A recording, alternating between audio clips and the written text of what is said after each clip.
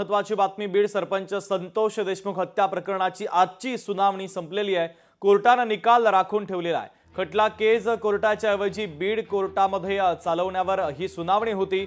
आरोपी सर्व केजचे रहिवासी असून सुनावणीच्या दरम्यान कायदा आणि सुव्यवस्थेचा प्रश्न निर्माण होऊ शकतो। या संदर्भात कोर्टामध्ये आजची सुनावणी संपलेली आहे। महत्त्वाची आणि मोठी अपडेट आपण पाहतोय, कोर्टाने निकाल राखून ठेवलेला आहे।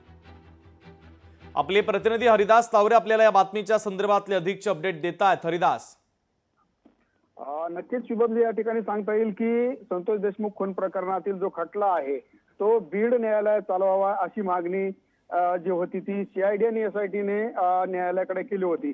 मात्र यामध्ये जे आरोपीचे वकील आहेत अनंत तिडके आणि राहुल मुंडे यांनी व्यक्तिवाद करून त्यामध्ये बाळासाहेब कोले हे सरकारी वकील होते आणि यांच्यामध्ये जो व्यक्तिवाद झाला आणि त्यामध्ये न्यायालयाने ही जी मागणी आहे ती अजूनही प्रलंबित ठेवली आहे।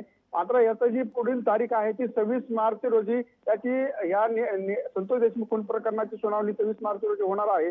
त्यामुळे नेमकं काय होतं हे देखील पाहणं तितकंच महत्त्वाचं ठरणार आहे। मात्र न्यायालयाने हा निकाल का राखून ठेवला हा सुद्धा प्रश्न या निमित्ताने उपस्थित होतोय। शुभम सर, अगदी हरिदास, महत्त्वाचे अपडेट या सुनावणीच्या संदर्भातले तुम्ही पोहोचवलेले आहेत, तुर्तास धन्यवाद।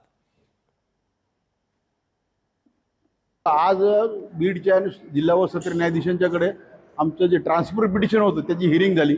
कायदा आणि सुव्यवस्थेच्या मुद्द्यावर ते प्रकरण केजून बीडला घ्यावं असं आमचं म्हणणं होतं आणि आहे। समोरच्या वकिलांनी त्याला विरोध केला।